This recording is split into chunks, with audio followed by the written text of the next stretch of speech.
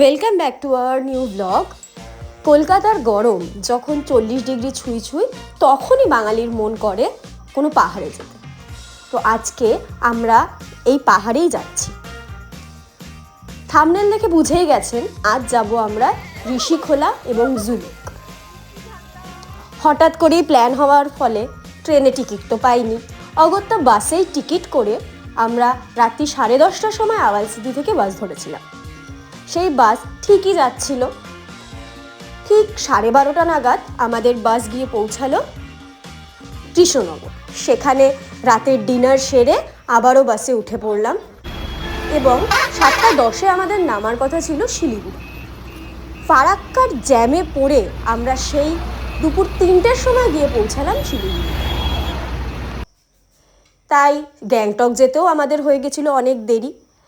স্টেশনে আমাদের গাড়ি অপেক্ষা করার জন্য সেই গাড়িতে উঠেই আমরা আমাদের হোটেলের জন্য যাত্রা করেছিলাম। প্রথম রাত্রে আমাদের গন্তব্য ছিল গ্যাংটক, হোটেল মাইস্টিক ভ্যালি। গ্যাংটক আমাদের পৌঁছানো হয়ে গেছে। চলুন আমরা হোটেলে চেক ইন করি এবং আপনাদের হোটেলের রুম ট্যুরটা দিই। 3তলায় আমাদের রুম দিয়েছে, রুম নম্বর 305 রুম। বেড দুজনে ভালো করেই শোয়া যাবে। এদিকে একটা মিরর আছে, টিভি আছে, ওয়ার্ডরোব আছে, এর মধ্যে ব্ল্যাঙ্কেট রয়েছে, বালিশ রয়েছে, washroom, mirror, basin, western commode, geyser আছে, সব কিছু ঠিকঠাকই আছে। ব্যাগপত্র রেখেই রুমে চলে গেছিলাম ডিনার করতে।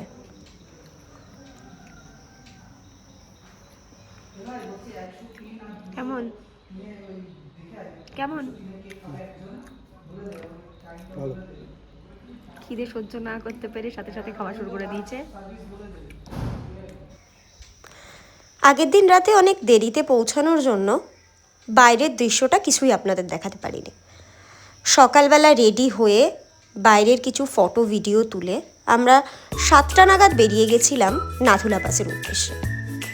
জানা ছিল না অবশ্য যে সেখানে প্রায় পড়তে হবে আমাদের 3 থেকে 4 ঘন্টা গাড়ির জ্যামে, কারণ নাথুলা পাসে সাধারণত 450টা গাড়ি উঠতে দেয়। কিন্তু সেই দিন রাষ্ট্রপতির আসার কারণে আমাদের রাস্তা প্রচণ্ড জ্যাম ছিল। তার থেকেও বড় কথা, প্রায় 4 থেকে 4,500 গাড়ি গেছিল নাথুলা পাসে। সেই জ্যাম অতিক্রান্ত করতে করতে আমরা প্রায় 3টের দিকে পৌঁছেছিলাম নাথুলা পাসে।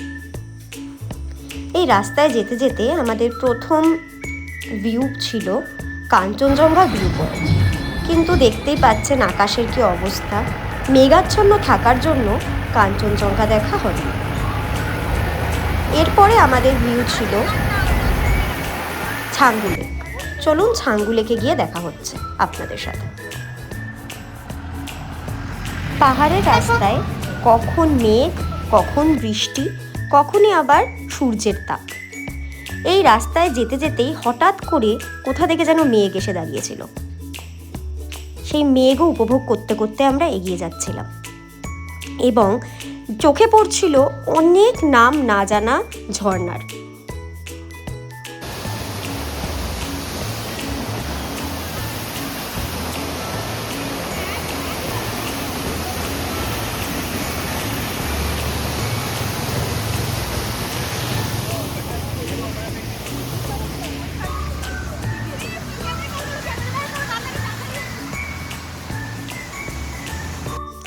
এই ঝর্ণার স্নিগ্ধ বাতাস অনুভব করে আবারও আমরা যাত্রা শুরু করলাম ছাঙ্গু লেকের উদ্দেশ্যে।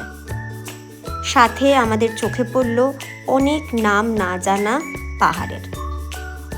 তারা যেন জানান দিচ্ছে আমরা পৌঁছে যাচ্ছি পাহাড়ের ধীরে ধীরে একদম উপরে, যেখানে হয়তো বরফ দেখতে পাবো। মনে এই আশা নিয়েই আমরা এগিয়ে চললাম সামনের দিকে।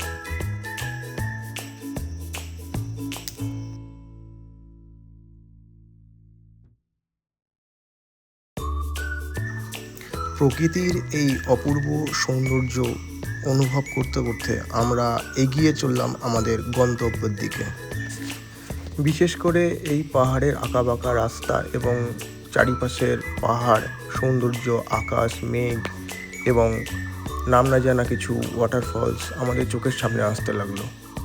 রাস্তাটা খুবই সুন্দর ছিল এবং চারিপাশের পরিবেশটাও ছিল অত্যন্ত সুন্দর।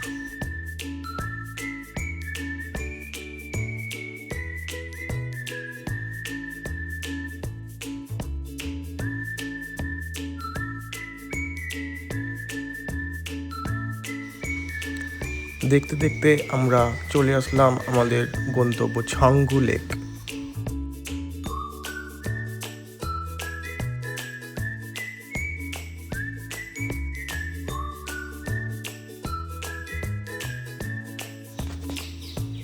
এখানে রাস্তার পাশে পাশে অনেক ইয়াক দাঁড়িয়ে আছে। এখানে যদি আপনারা চান ইয়াকের পিঠে উঠে ছবি তুলতে পারেন। 100 টাকার বিনিময়ে আপনি ইয়াকের পিঠে উঠে ছবিও তুলতে পারেন।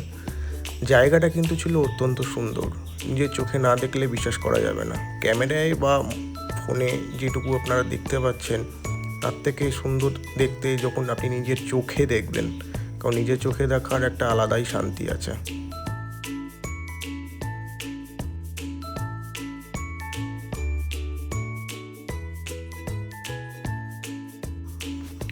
ছাঙ্গু লেক দেখার পর আমরা বেরিয়ে পড়লাম আমাদের গন্তব্য নাথুলা পাস, 14,000 ফিট ওপরে, যেখানে আমরা যাচ্ছিলাম একচিলতে বরফের আশায়।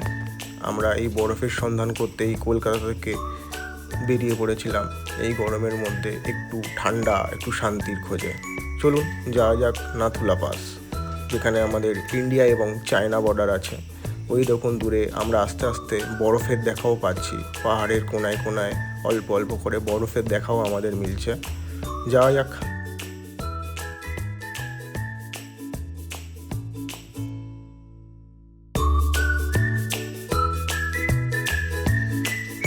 আমরা যে রাস্তাটা দিয়ে যাচ্ছি চারিদিকে আপনারা দেখতে পাবেন আর্মি ব্যারাক।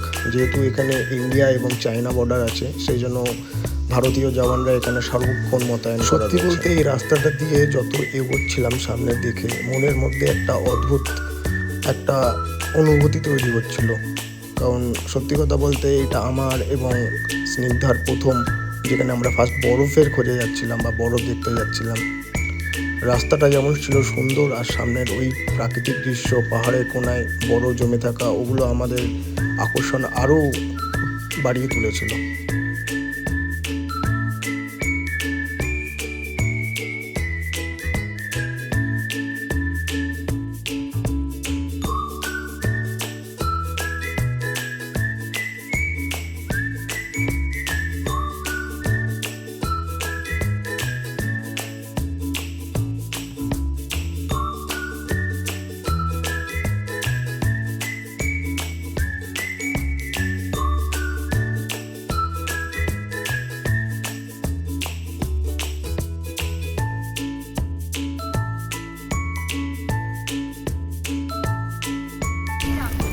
এই হচ্ছে নাথুলার অবস্থা, বৃষ্টি আর বৃষ্টি।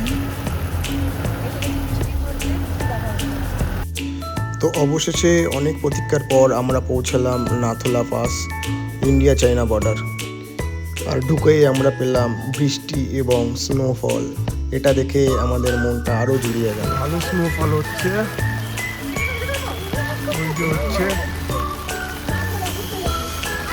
নাথুলা পাস। ওখান থেকে যেতে হবে, কিন্তু প্রচণ্ড বৃষ্টি হচ্ছে, চারিদিকে বরফ আর বরফ।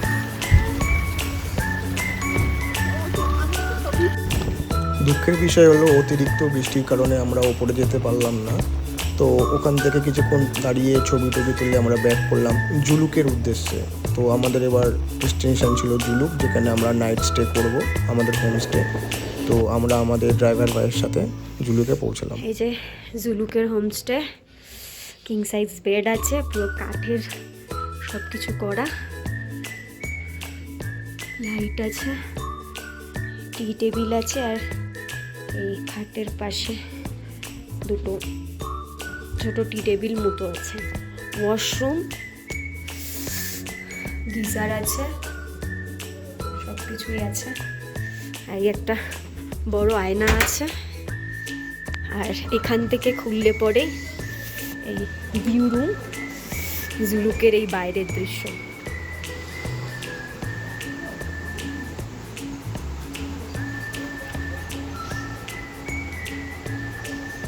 কালকে সকালবেলা উঠে দেখাচ্ছি আপনাদেরকে ভালো করে হোমস্টেটা।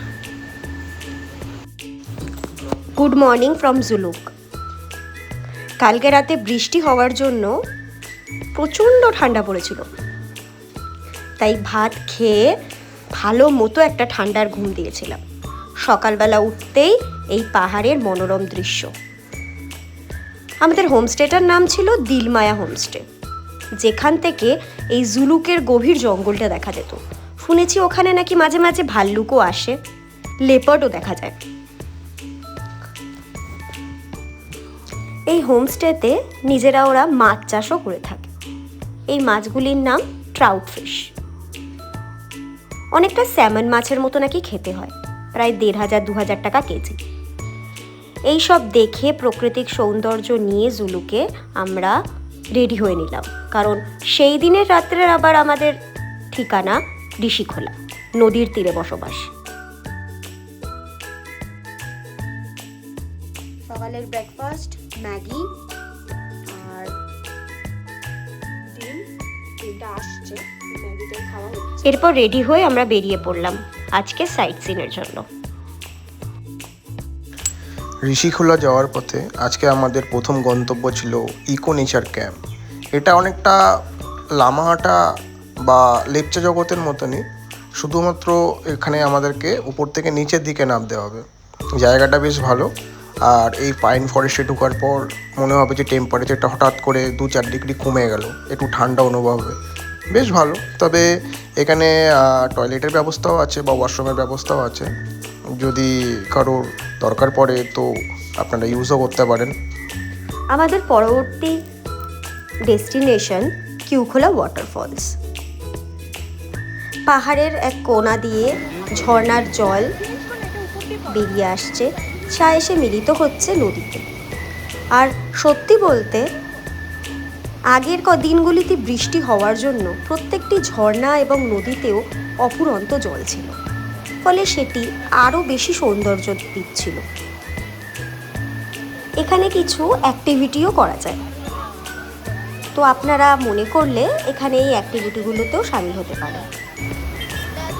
পাশের একটি টি স্টল থেকে আমরা চা এবং ওখানকার খুব জনপ্রিয় ফালে খেলাম। খেতে অনেকটা ওই পুলি পিঠের মতো।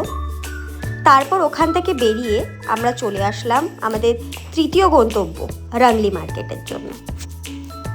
এমনিতে তো শুনেছি রাংলি মার্কেটে শীতের পোশাকের দাম খুবই কম, তো আমরা তার জন্যই ওখানে গেছিলাম।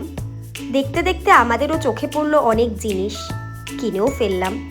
সত্যি বলতে আমাদের কলকাতাতে বা অন্য কোনো গ্যাংটকেও যে ঠান্ডার পোশাকগুলোর দাম যেগুলো ১,০০০-১,২০০ টাকা, ওখানেও অবশ্য সেরকম দামই বলা হয়, কিন্তু একটু বার্গেনিং করতে হবে। এটা রংলি ব্রিজ, এদিকে গাড়ি আসছে, এদিকে যাবো আমরা ঋষিখোলা।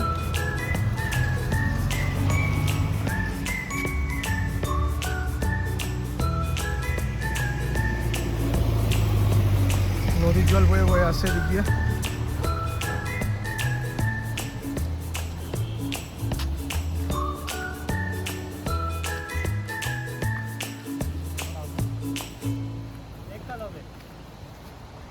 নমস্তে রাংলি।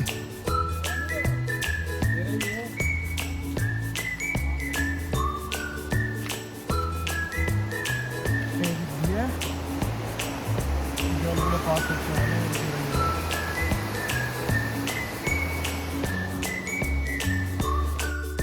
রাংলি মার্কেট থেকে কেনাকাটা করে আমরা বেরিয়ে গেছিলাম আমাদের পরবর্তী ডেস্টিনেশন বিশ্ববিনায়ক মন্দিরের জন্য। গণেশের বড় মূর্তি রয়েছে, খুবই সুন্দর নাকি মন্দিরটা দেখতে।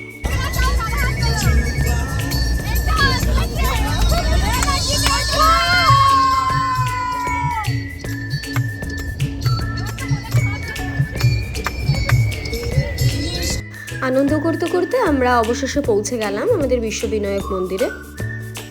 এখানে টিকিট ভাড়া মাথাপিছু 30 টাকা। টিকিট কেটে আমরা মন্দির প্রাঙ্গণে প্রবেশ করলাম। গাড়ি পার্কিং করে চারিদিকের পরিবেশ দেখে, এখানে অবশ্য এরকম একটি জায়গাও ছিল যেখানে সবাই ছবি তুলছিল। আই লাভ রেনক, রেনকের মধ্যেই পড়ে এই জায়গাটি। তো সেখানে ছবি তুলে ধীরে ধীরে আমরা মন্দিরের দিকে এগোলাম।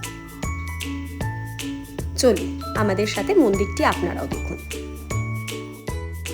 এই মন্দিরটিতে ঢুকতে গেলেই বাঁদিকে ছিল সমুদ্র মন্থনের প্রেক্ষাপটে তৈরি এই মূর্তিগুলো, যেখানে দেখা যাচ্ছে একদিকে অসুর আর একদিকে দেবতাদের মধ্যে মন্থন প্রক্রিয়া চলছে এবং মধ্যিখানে মহাদেব হলাহল বিষ পান করছেন। ওটি দেখে সামনের দিকে এগিয়ে যেতেই সোজা গণেশের মন্দির এবং বাঁদিকে বজরংবলীর মূর্তি। মন্দিরটা খুবই সুন্দর, চারিদিকে নানা কারুকার্য করা এবং গণেশের বিভিন্ন মূর্তি বসানো। মন্দিরটির ভেতরে এক অন্যরকম শান্তি রয়েছে। মন্দিরের চারপাশে এরকম ঘুরে ঘুরে ছবি তোলারও অনেক জায়গা রয়েছে। এখানে কিছু ভগবানের মূর্তিও বসানো ছিল, যেখানে বোঝা যাচ্ছিল ওখানকার মানুষরা বিভিন্ন প্রদীপ, ধূপকাঠি, ফুল দিয়ে মাঝে মাঝেই পুজো করে থাকে।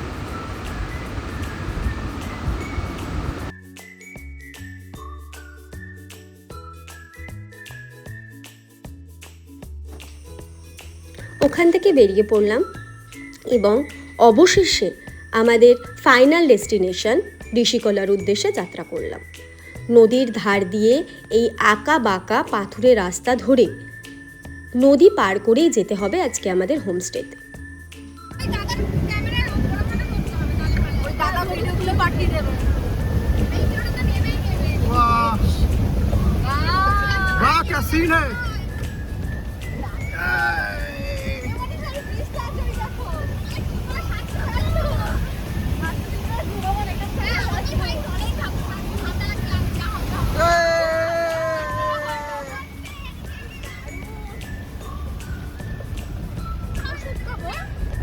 সো এইটা আমাদের হোমস্টে আজকে ঋষিখোলায়।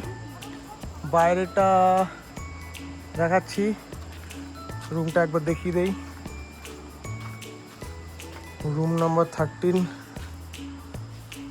এই হচ্ছে ডাবল বেড আছে, এই হচ্ছে রুম।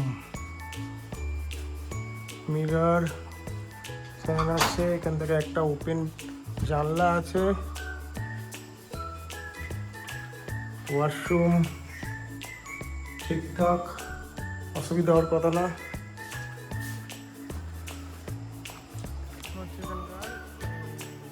রুমে চেক ইন করেই আমরা চলে আসলাম ঋষিখোলা নদীর সামনে ভিউটা এনজয় করার জন্য। তারপরেই আমরা যাব লাঞ্চ করতে, কারণ পেটও জানান দিচ্ছে খুব খিদে পেয়েছে। এখানে লাঞ্চে ছিল সাদা ভাত, ডাল, একটা মিক্সড সবজি, স্যালাড এবং ডিমের ঝোল। খেয়ে দিয়ে বাইরের পরিবেশ দেখতে এলাম। এদেরাই নিজেরাই হাঁস, মুরগি সব কিছু প্রতিপালন করে এবং চারিদিকে রয়েছে প্রচুর ফুলের গাছ।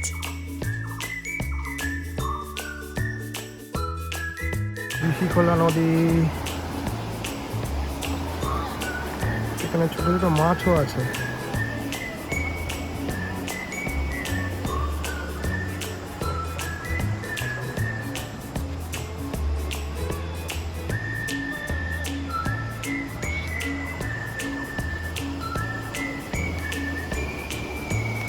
খাওয়া দাওয়ার পরে দুজনে মিলে জলে স্নান করতে এসেছিলাম। আমি অবশ্য ঠান্ডা জল হওয়ার জন্য বিশেষ একটা নামিনি, কিন্তু আমার বর জল দেখলেই পাগল, সে নেমেই স্নান করা শুরু করে দিয়েছিল। Good morning from Rishikhola. আজ আমাদের ঘোরার শেষ দিন, তাই মনটাও একটু ভারাক্রান্ত। তাও মনের কষ্টকে চেপে রেখে এই প্রকৃতির সৌন্দর্যকে উপভোগ করলাম। আর নিজে বললাম আবারও আসতে হবে ঋষিখোলা। তারপর রেডি হয়ে দুজনে মিলে চলে গেলাম একটু নদীর ধারে সময় কাটাতে, কারণ জানি কখন আবার গাড়ি চলে আসবে, আবার কখন গাড়ি ধরে চলে যেতে হবে সেই এনজিপি স্টেশন। অবশ্য সেই দিন রাষ্ট্রপতি আসার জন্য আমাদের সেবক রোড পুরোই বন্ধ ছিল, ফলে আমরা ঠিক করে উঠতে পারছিলাম না কোন রাস্তা দিয়ে আসলে আমরা ঠিক সময় মতো ট্রেনটি ধরতে পারবো। অবশেষে আলোচনা করে ড্রাইভার দাদারা ঠিক করলো 771A ব্রিজ দিয়ে আমরা যাত্রা করব, এবং সেই মতোই আমরা সেই রাস্তা ধরে লোলেগাঁও দিয়ে, যেটা ছিল আমাদের উপরই পাওনা, কারণ লোলেগাঁও যাওয়ার কথা আমাদের ছিল না, সেই সময়টুকুকে এনজয় করে লোলেগাঁওতে একটু সময় কাটিয়ে ছবি তুলে আমরা যাত্রা করব।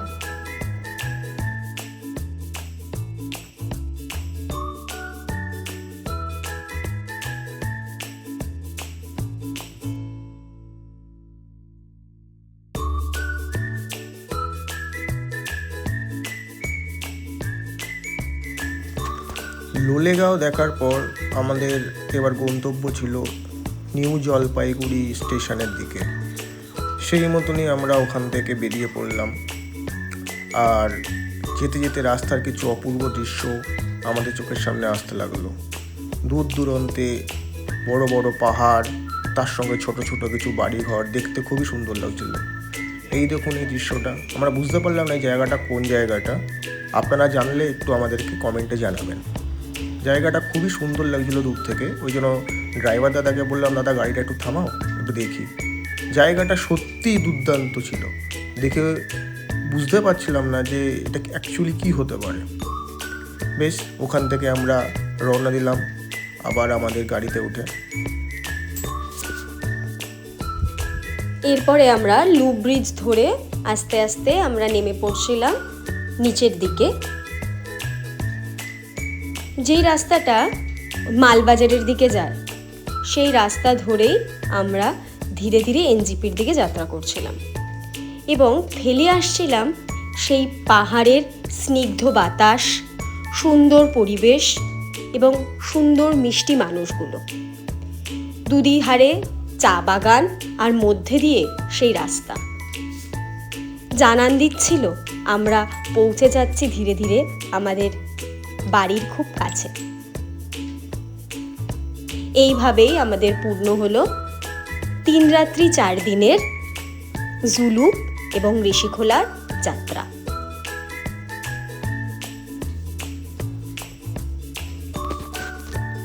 ভিডিওটি আপনাদের কেমন লাগলো অবশ্যই জানাবেন এবং আমাদের চ্যানেলটিকে লাইক করবেন, কমেন্টস করবেন এবং সাবস্ক্রাইব করতে ভুলবেন না।